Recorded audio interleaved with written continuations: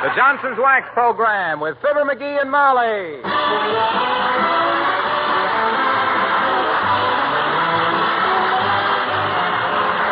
The makers of Johnson's Wax products for home and industry present Fibber McGee and Molly with Bill Thompson, Gail Gordon, Arthur Q. Bryan, and me, Harlow Wilcox.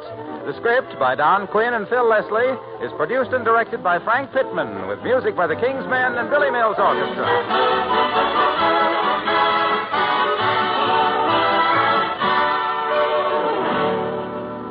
Have you ever noticed that no matter how carefully you wash your car, it still doesn't look as clean and bright as when it was new? Well, that's because water will not clean a car. It won't remove that greasy surface film built up by bugs, tree sap, tar, oil, and exhaust fumes. But Johnson's Carnew will. It cuts through that film in no time at all. Carnew does the job the quick, easy way. Here's how it works. Carnew is wax fortified and contains powerful cleansing ingredients. Apply Johnson's Carnew. The cleaning ingredients quickly dissolve stubborn, dulling film. Even the gummiest, stickiest grime disappears after just a bit of rubbing. Carnew then dries to a white powder. Wipe that powder off, and almost like magic, your car is polished, sparkling bright. Carnew cleans and polishes at the same time. One application is all it takes to give your car a really professional showroom shine. Ask your dealer for Johnson's Carnew. With Carnew, it takes less time and less effort to bring out the beauty of your car. Look on the bright side, shine up the right side, bring out the beauty of your car.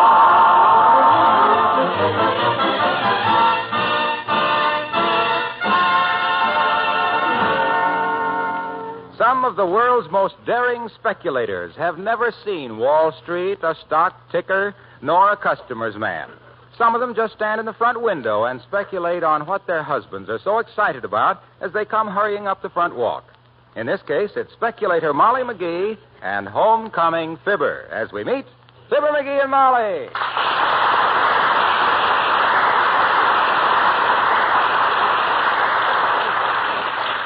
Look at him running up the walk. I wonder what it is this time. Nobody's chasing him, so he must be. Hey, Molly.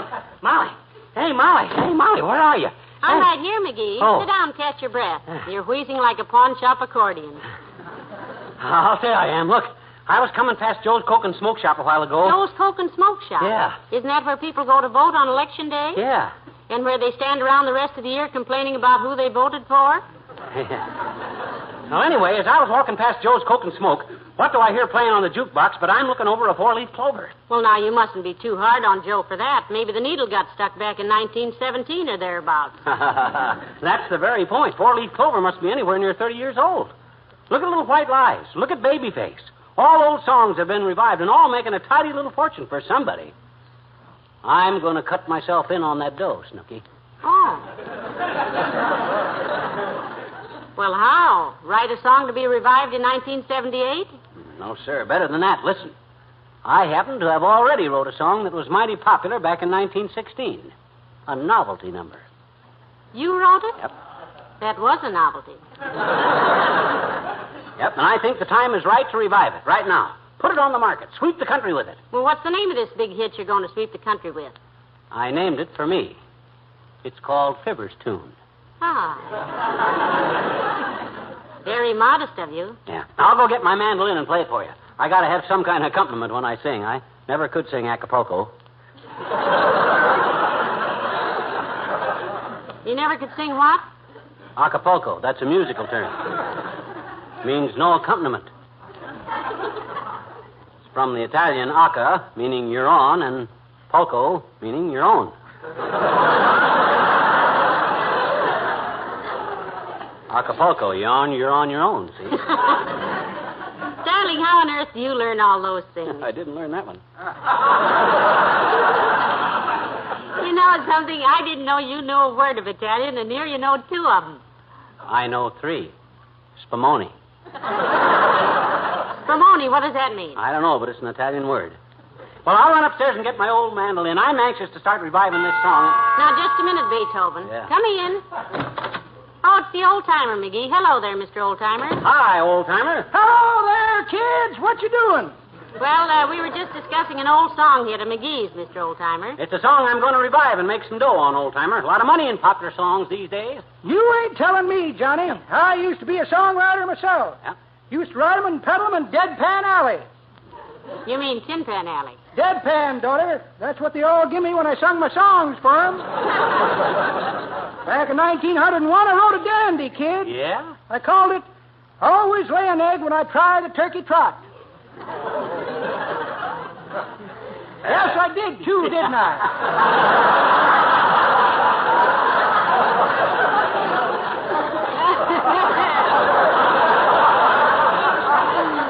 It sounds like it might have been a big seller. Nope, it just lay there like a rusty card register. Of course, we didn't have any jukeboxes or radio or crooners in them days. No. How many copies of a song can you sell by having it sang by a singing waiter with adenoids and a walrus mustache that strains out all the best lyrics? Well, what was your biggest hit, Mr. Oldtimer? Well, daughter, I think my biggest hit was a campaign song I wrote when Grover Cleveland run for president. Went like this. Da-dum-pa-dum-dum-dum, boom. I'm looking over a man named Grover that I overlooked before.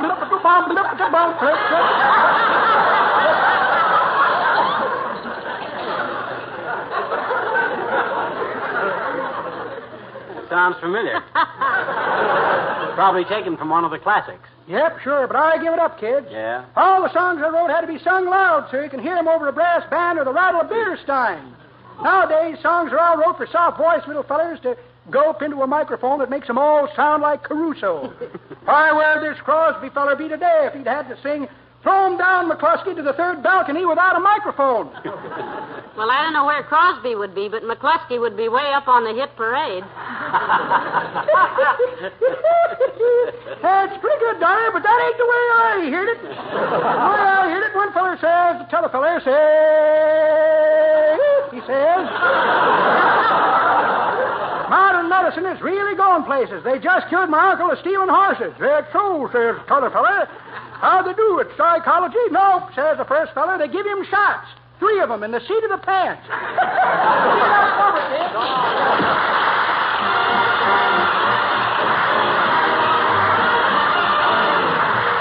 Billy Mills in the orchestra and a fellow with an umbrella.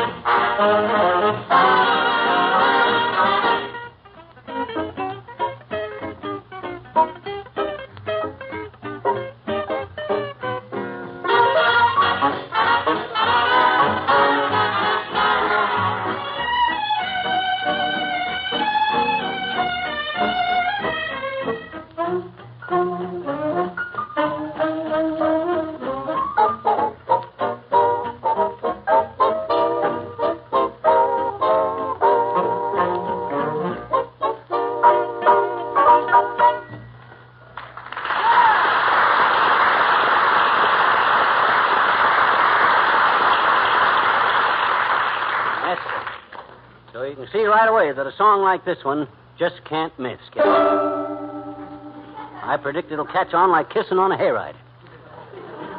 Here, let me sing it for you. Oh, Peanuts. How do you like it so far? Well, maybe it'll grow on me, dearie.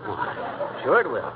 Wait till you hear him sing it on the radio this afternoon over at WVIS. On the radio? Sure. My My goodness, those quiz shows will do anything, won't they? Oh, didn't I tell you? Every afternoon, the King's men sing a bunch of songs wrote by local songwriters like me that they draw out of a hat, see? How could they draw you out of a hat? Huh? Oh, I see. They draw the songs out of a hat. Sure, they draw the songs. When the guy reaches into that hat this afternoon, there'll be 100 song titles in that hat, and by an odd coincidence, every one of the song titles will be Fibber's tune by Fibber McGee. Heavenly days. How'd you ever arrange that? Well, that's a trade secret, my dear. Oh? Yeah. And the fact that the guy who holds the hat for the King's men to draw out of happens to owe me $4 from the Elks Club, that's got nothing to do with it. I see. Pure coincidence. Yeah. When you got a talent for writing and a talent for shooting angles like I got, Tootsie, plus a natural musical talent and a talent for... Hold it, talent. That's probably Arthur Godfrey. Come in. Oh, it's the weatherman, McGee. Hello, Mr. Williams. Good afternoon, Mrs. McGee. And, well, what's the mandolin for, McGee? Hmm? If you're thinking of becoming a wandering minstrel, I'll drive you to the edge of town. No, I was just running over an old song I wrote, Foggy. And keep a tight grip on your hat, Mr. Williams, because at the drop of one, he'll sing for you. Yep. You're looking at the author of that dynamite song hit in 1916, which I'm about to revive and make a fortune out of, entitled Fibber's Tune, Foggy. Really? Mm-hmm. Well, that's a foolish enough title to become moderately successful, McGee. Thank you. I suppose everyone tries his hand at songwriting sooner or later. I once tried it myself. That's all. Yes. Yes, I was running a weather station at the North Pole all alone at the time and took up songwriting to keep myself company. That's a good way to keep yourself without company, too. What were some of your songs, Mr. Williams? Yeah, maybe we've heard them, Foggy. Well, I wrote one that the Eskimo women used to sing when their husbands went out whale hunting. I called it Blubber, Come Back to Me.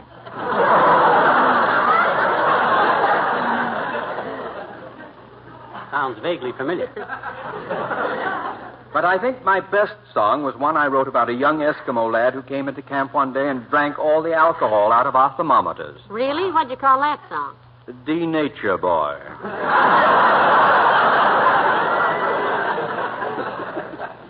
Oh, brother. No wonder you were alone up there. Were you really all by yourself, Mr. Williams? Oh, yes, yes. My only companion was a young penguin that hung around my camp. Oh, a penguin. Those are the little birds that always wear tuxedos, aren't they? Yes. He was a great help to me, this penguin. I shall never forget the time my supply ship failed to arrive. Yeah?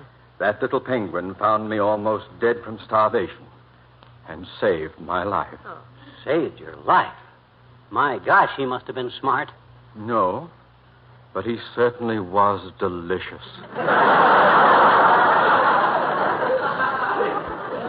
Good day. Probably.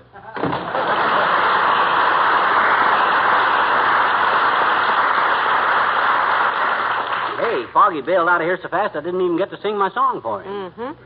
And he thinks the North Pole was a narrow escape. Oh, well. He can hear it this summer on every jukebox and radio set in the country. Maybe he'll stay in the city.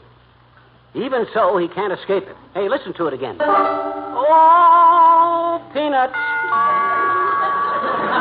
Looks like your song hit is starting to ring the bell, dearie. Yeah. Maybe this is somebody else I can try it out on. Come in. Hello, Molly. Hi, pal. Hello, Mr. Wilcox. Come on in. Hi, Junior. Pull up a chair and listen to the greatest 1916 song. Oh, gee, I've had a swell afternoon, kids. I was over at the club taking a swim and ran into a friend of mine who just bought a new car. Well, that's fine, Junior, but Said he took it out on the road over the weekend, got it all grimy and dusty. Yeah, but he was pretty discouraged about losing that beautiful showroom shine it had, till I told him how easily he could get it back with Johnson's Car New. Oh, is he eager today? Well, when I explained how Car New does what water can't do, it dissolves the greasy film that makes dirt and grime stick to your car, and how easily the dust and grease and traffic tarnish comes off with Car New, he was delighted. And when I told him it was such a simple job, that you just rub Car New on, let it dry to a white powder, and then wipe it off, and all the dirt comes right with it, leaving your car bright and gleaming again, he was so tickled. Oh, peanuts. Hey, is that your mandolin, pal? Why don't you put some strings on it? Doesn't make any noise. Doesn't make any noise. You keep banging on it, but I can't hear any... Oh, you know what? No. I got through swimming this afternoon and forgot to take my earplugs out. Isn't that silly? Now, there. Now I can hear. Were you saying something, pal? I was trying to say, Junior, that I'm about to revive one of the big song hits of 1916. A little ditty entitled Fibber's Tune, which I wrote myself. That's great, pal. That's great. But look, let me tell you about Johnson's car new. You've got a car. You just and Billy... told us about Carnu, Mr. Wilcox. Certainly. You met a guy at the club. Did I tell you that? Why, sure. Gee whiz, kids, I had these earplugs in and I didn't hear it. Thought I'd forgot to mention. Oh, well. Harlow. Yeah? Oh, boy. Sit down here, will you? Sure. Relax. You're going to hear a revival of the greatest song hit you ever heard, sung by the composer himself. Okay, composer, okay. Let me do one thing first. What, Mr. Wilcox? Put my earplugs back in. I don't want to lose them, and I figured that was the look, best way. Waxy, I got a TL for you. You put in all the plugs you're going to this season. So now go home and come back in October. Okay, pal, thanks. Happy summertime, kids. Same to you, Mr. Wilcox.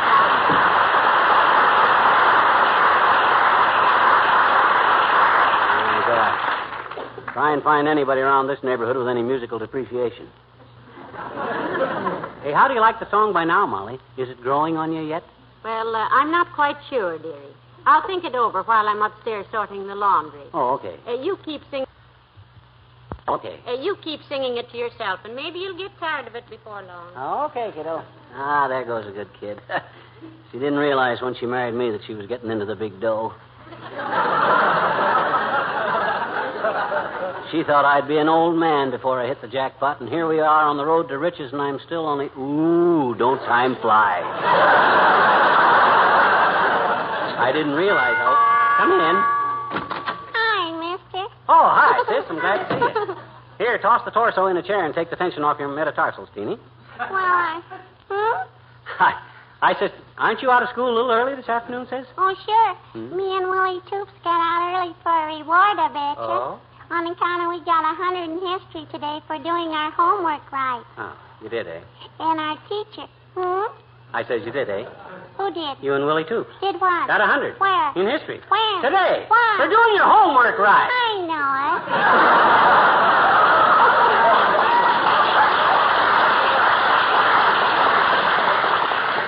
Oh, boy. What you doing with the guitar, mister? You gonna be a cowboy star this summer? Are you? No. This isn't a guitar, Teeny. It's a mandolin. As a matter of fact, though, I was in a Western picture one time years ago. Oh, really, Yeah. mister? Did you ride a horse and play guitar, No. This was just a small part. I rode a Shetland pony and played a ukulele. But as long as you asked about this mandolin, I'll play something for you. Oh, boy. Music. Yeah. I'll sing you a little song I wrote myself back in 1916, sis. It's going to be a big hit this summer. The King's Men are singing it on the air, and you'll hear it on jukeboxes, radios, merry-go-rounds, sheet music. Oh, boy. Will my mama be able to get the music and play it on our piano, mister? Will she on our piano? Why, sure she will. Mama can't play the piano. Well, then she can have somebody play it for her. We haven't got a piano. Okay, skip it. Here's how it goes. Oh, peanuts go with popcorn. Sunrise goes with dew. Donuts go with coffee. And I want to go with you. How you like it so far? Oh, let me out of here.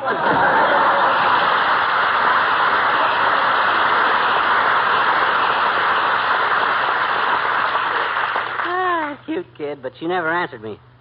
Or did she? McGee, do you know what time it is? Quick, turn on the radio. Oh. It's time for the King's Men. Okay. Bring you at this time that popular singing group, the King's Men, with a series of songs by amateur composers. This is it, kiddo. I hope they don't butch it up. The opening number has been drawn out of the hat, and it's Fibber's Tune by a Mr. Fibber McGee. That's it.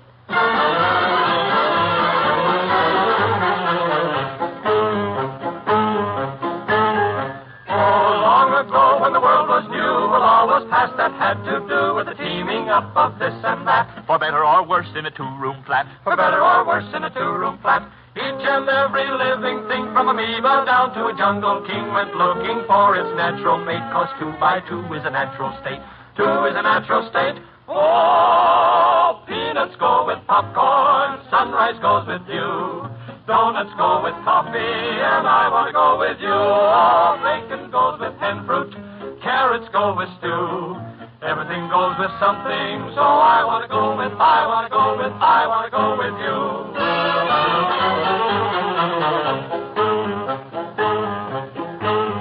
When Noah built that great big boat, he doubted if she'd ever float. 'Cause one of each he could not bring. He had to take two of everything. He had to take two of everything. In this world so full of flaws, the very best of nature's laws is the one that took its maiden trip on Father Noah's partnership.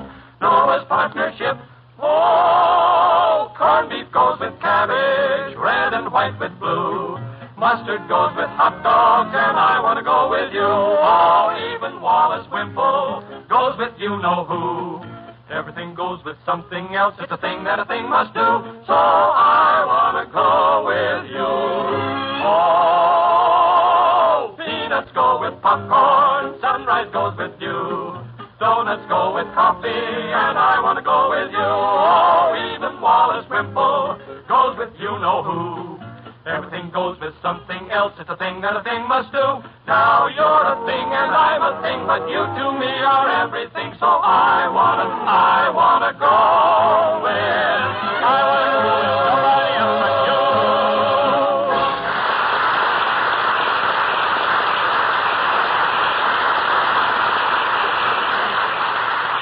What do you think of the song now, Oh, Phil? that sounded wonderful, McGee. I'll have to admit I really like it. Certainly everybody will like it. You're going to hear Fibber's tune on every radio program in the country, except maybe We the People and Caltonborn. I'll bet I can get Caltonborn to discuss it in terms of world peace. Well, sounds wonderful, dearie, but just what radio program do you think you can get it on and how? That's a cinch, baby. Who's got a musical show that'll be sponsored by Johnson's Wax this summer? Every Monday and Wednesday morning at consult your local newspaper for the exact time. Who? You mean Fred Waring? Natch. I'll call him up right now. Hand me the phone. Here. Take a little more cord. It's a long-distance call. Okay. Ah, interruptions. Come in. Oh, McGee, it's Dr. Gamble. Do come in, Doctor. Thank you, my dear, and good day to you, Wet Wash. Hi, Lancelot. Is it true you lost your satchel last week and 3 patients got well before you could find it? Now, McGee, I wish you wouldn't talk that way to the good doctor. Man of his professional standing is entitled to a little respect. But not as little as I get from him.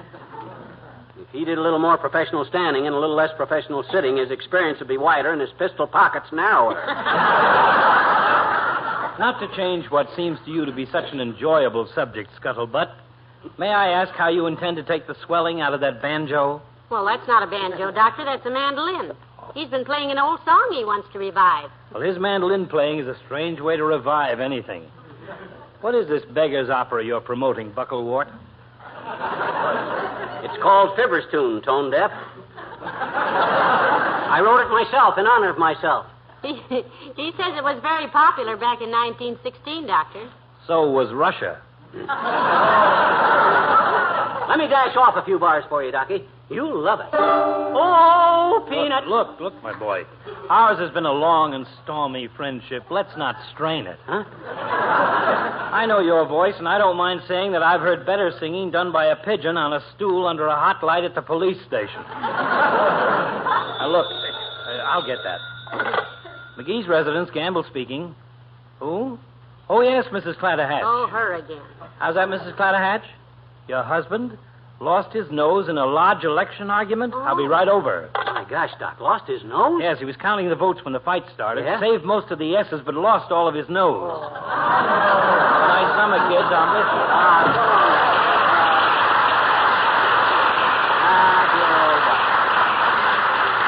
I'll put in a good word for him anytime if I could think of a good word that wouldn't get me pinched. Well, hey, let's go in here. Hand me the phone. Thanks. Hello, operator. Give me Fred Waring in New York. Yeah, the New York. If it won't make you too jealous, McGee, tell him I think he's wonderful. Okay. Boy, when Fred and I get this song revived, they'll... Oh, okay, operator, put him on. Hello, Fred. This is Fibber McGee. No, McGee. Molly's husband. Yeah. Look, I want to help you out, Fred. You want to help him out like Dewey wants to help Truman out. Look, Fred, I've got a song I'm promoting. I wrote it myself in 1916, and confidentially, it's terrific. It's a revival and hot in the pistol. Listen to this, Freddie. What do you mean you don't like it? I ain't even sung any of it yet. That was my mandolin. Sing it Acapulco, dearie. You ready, Freddie? Well, here she goes. Oh, Oh, peanuts go with popcorn.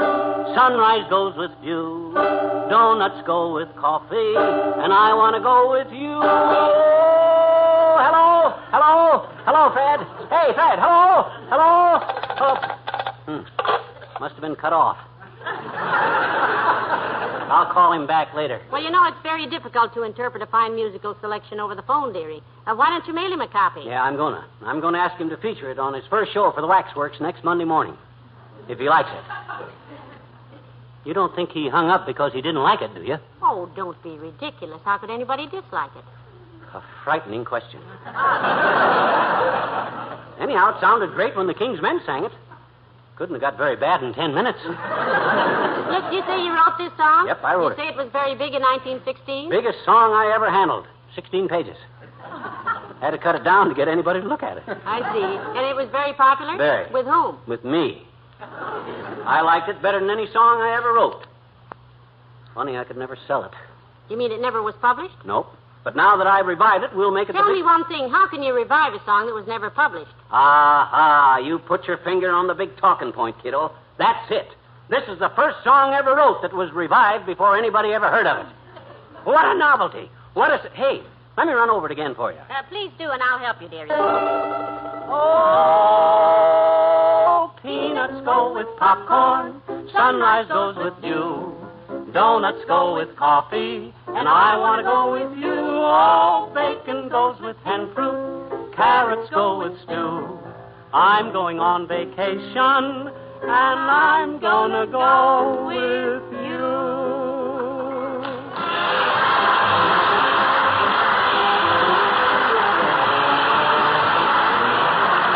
There's nothing tough or tiresome about polishing your car if you use Johnson's Wax Fortified Car New. As a matter of fact, with Car New, it's really quite simple and easy to make your car bright and shiny. You merely apply Car New with a dry cloth. Rub just a bit to loosen road dirt and grime, then let dry to a white powder. Wipe off the white powder, and presto, your car's polished. You see, Johnson's Car New does two jobs at once. It cleans, and at the same time, it polishes to a bright, shining luster. The secret is that Car New dissolves that sticky traffic film built up by bugs, tree sap, oil, and exhaust fumes. Water alone won't remove that greasy road grime, but Car New will, quickly and easily. No aching elbows, no aching backs. Car beauty comes easily when you use Johnson's Wax-Fortified Car New. Try it and see for yourself. Yes, sir, you show me a man who's used Johnson's Car New, I'll show you a man who's found the easy way to bring out the beauty of his car. Look on the bright side, shine up the right side, bring out the beauty of your car.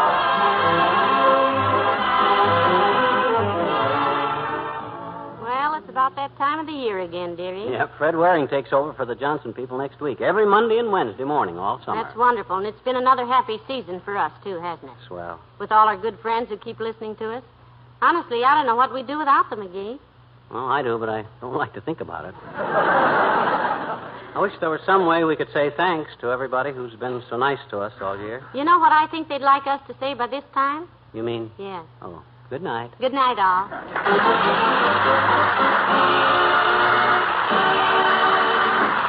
Fibber McGee and Molly will be back October 5th. In the meantime, the makers of Johnson's Wax products bring you Fred Waring and his Pennsylvanians every Monday and Wednesday morning. Consult your local newspaper for the correct time and tune in next Monday morning, won't you? This is Harlow Wilcox saying good night.